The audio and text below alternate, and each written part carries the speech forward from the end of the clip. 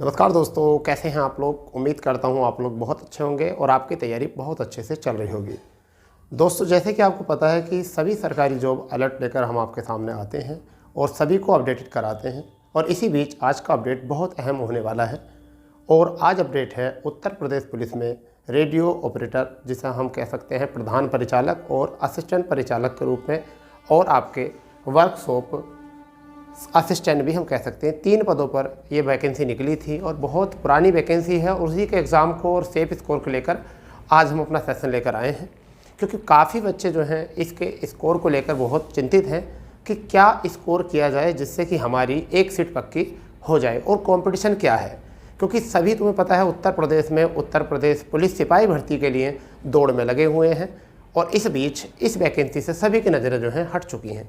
परंतु मैं आपको याद दिलाना चाहूँगा कि आपको किस प्रकार से तैयारी करनी चाहिए और किस प्रकार से आपका प्लान होना चाहिए और कितना स्कोर होना चाहिए। इसी बीच में हम अपना अपडेट लेकर आए हैं, क्योंकि 12 जनवरी को इसका एक ऑफिशियल नोटिस जो है जारी किया गया था, जो इसके एग्ज़ाम शेड्यूल को लेकर था। और वह भी सभी स्टूडेंट्स के लगभग आसपास पहुंच ही गया होगा और या किसी न किसी माध्यम से उन्हें जानकारी मिल गई होगी। परंतु आज का जो पर्पज़ है वो हमारा है सेफ स्कोर का। और काफ़ी एनालिसिस करने के बाद और सिलेबस को देखने के बाद हमने एक निष्कर्ष निकाला है, और वह निष्कर्ष क्या है वो आज हम आपके बीच साझा ज़रूर करेंगे। तो सेशन को शुरू करते हैं। परंतु सेशन को शुरू करने से पहले जो चैनल पर नए स्टूडेंट्स हैं वो चैनल को सब्सक्राइब कर देंगे, बेल आइकन ऑन कर दें, जिससे कि हमारे द्वारा मिलने वाला प्रत्येक अपडेट आपको भविष्य में भी आपके लिए कामगार रहे। ठीक है दोस्तों, तो सेशन में क्या है देखिए, radio operator Uttar Pradesh police, इस नाम से इस भर्ती को जाना गया है क्योंकि इसकी सीटें ज़्यादा हैं। परंतु 3 प्रकार के यहाँ पर जो थे पद थे। हेड ऑपरेटर जिसे प्रधान परिचालक कहते हैं, असिस्टेंट ऑपरेटर जिसे सहायक परिचालक कहते हैं, और वर्कशॉप असिस्टेंट जिसे कर्मशाला कर्मचारी कहते हैं। तो बेटा अब पहले इस पर हम बात कर लेते हैं।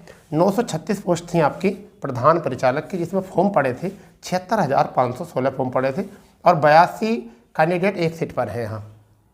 तो कॉम्पिटिशन को समझते चलेंगे, उसके अनुसार हम देखेंगे। 1374 पदों पर और असिस्टेंट ऑपरेटर जिसे हम रेडियो ऑपरेटर बोल देते हैं कई बार, ठीक है, हमने बोला है इसको। तो 3,89,711 पद, इसमें बहुत सारे फॉर्म यहाँ पर पड़े हैं और एक सीट पर कंपटीशन यहाँ ही ज़्यादा है।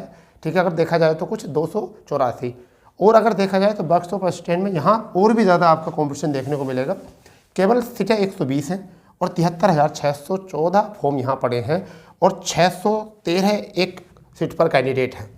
एग्ज़ाम डेट जो है हम आपको बता देते हैं। ठीक है, एग्ज़ाम डेट का नोटिस आउट हो चुका है, ऑनलाइन एग्ज़ाम है, निगेटिव मार्किंग है, प्रश्न 160 हैं, 400 अंक के हैं, 50% का विषय है।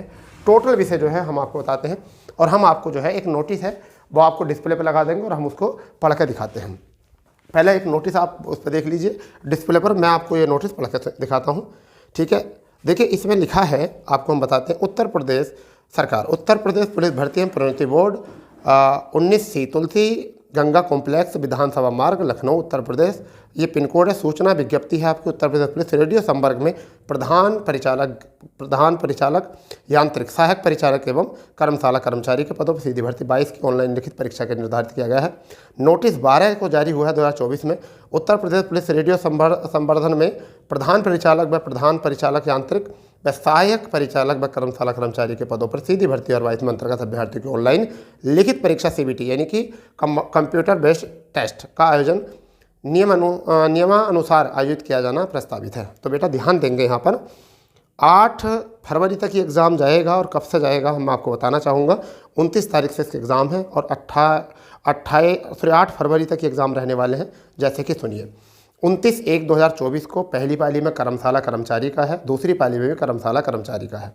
मतलब पहले दिन जो है कर्मशाला कर्मचारी यानी कि आपका वर्कशॉप वालों का इसमें एग्ज़ाम है। 30 तारीख को जो है 30 जनवरी को कर्मशाला कर्मचारी और प्रधान परिचालक यांत्रिकी और प्रधान परिचालक का यहाँ एग्ज़ाम है। ठीक है, 31/1/2024 को अगर हम बात करें तो प्रधान परिचालक और प्रधान परिचालक यांत्रिकी यानी सुबह की शिफ्ट में भी और शाम की शिफ्ट में भी इन्हीं का ही एग्ज़ाम है। ठीक है, अगर हम बात करते हैं 1 फरवरी से लेकर 8 फरवरी तक प्रतिदिन यानी कि लगभग 8 दिन प्रतिदिन सहायक परिचालक दोनों जो शिफ्टों में इन्हीं के एग्ज़ाम होने वाले, क्योंकि फॉर्मों की संख्या ज़्यादा है।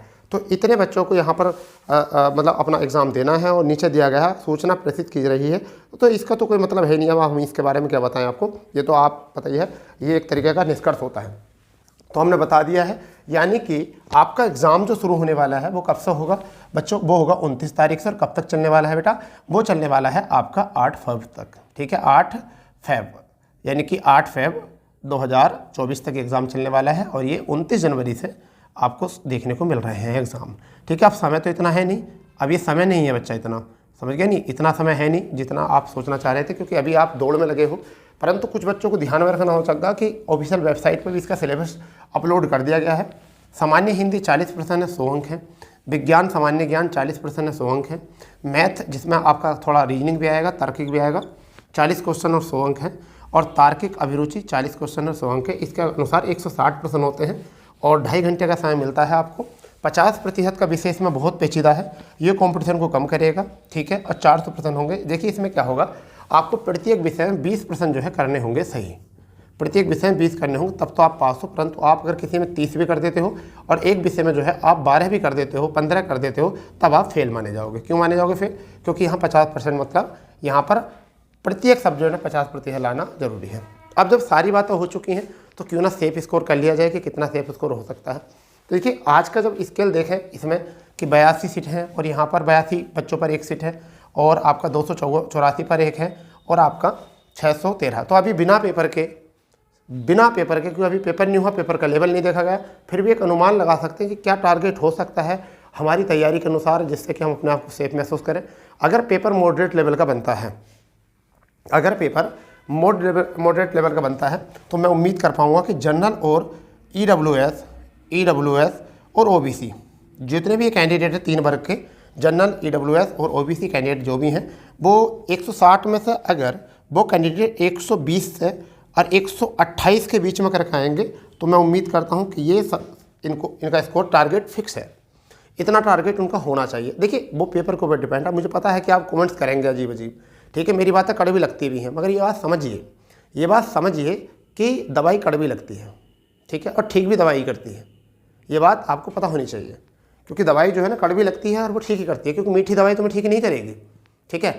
एक बात ये भी आप समझिए कि अभी उत्तर प्रदेश पुलिस को लेकर चल रहे हैं सिपाही के कि 18 फरवरी को एग्ज़ाम होगा। आज 18 तारीख होगी, 1 महीना हो चुका है, मान लेते हैं चलो 18 फरवरी को होगा। परंतु आप ये तो देखिए 1 माह पहले, 1 माह हो चुका है, 1 माह पहले तो शादी के कार्ड बनने शुरू हो जाते हैं। ये तो एग्ज़ाम है, ये तो एग्ज़ाम है। 1 माह पहले शादी के कार्ड बंटने शुरू हो जाते हैं और ये एग्ज़ाम है, एग्ज़ाम के कार्ड नहीं बटे अभी तक।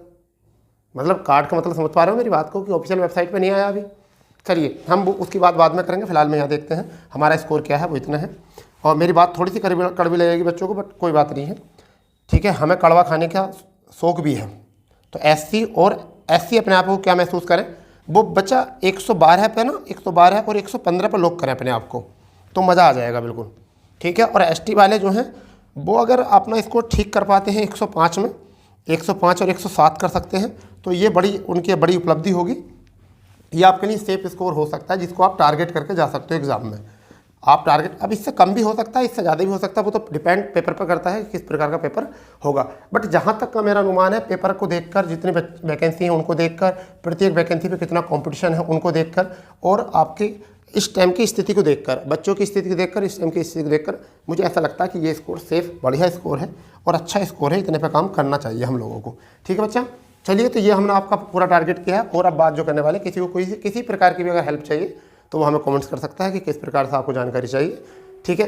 रही बात आगे की, अगर आपको हिंदी में थोड़ा सा हेल्प चाहिए, मैथ में हेल्प चाहिए, तो हमारी जो है वीडियो मतलब प्ले लिस्ट बनी हुई है, मैथ की भी प्ले लिस्ट बनी हुई है। और हिंदी का डेली शाम को 7 बजे आता है प्रैक्टिस सेट, क्योंकि हिंदी आपने पढ़ी लगी होगी, अब तो प्रैक्टिस सेट का ही मतलब है। तो आप चाहते हो तो वहाँ एंजॉय कर सकते हो हिंदी को बहुत अच्छे से। मैथ की प्ले लिस्ट देख सकते हो, फिर आपको पता चलेगा क्या है हमारा कुछ अनोखा तरीका पढ़ाने का, ठीक है बच्चा। तो चलिए, अगर जैसे भी कोई जानकारी मिलती है, जैसे भी आपका कोई और अपडेट आता है, तो हम आपके सामने ज़रूर प्रस्तुत होंगे। तो जब तक के लिए मिलते हैं। जय हिंद, जय भारत, वंदे मातरम।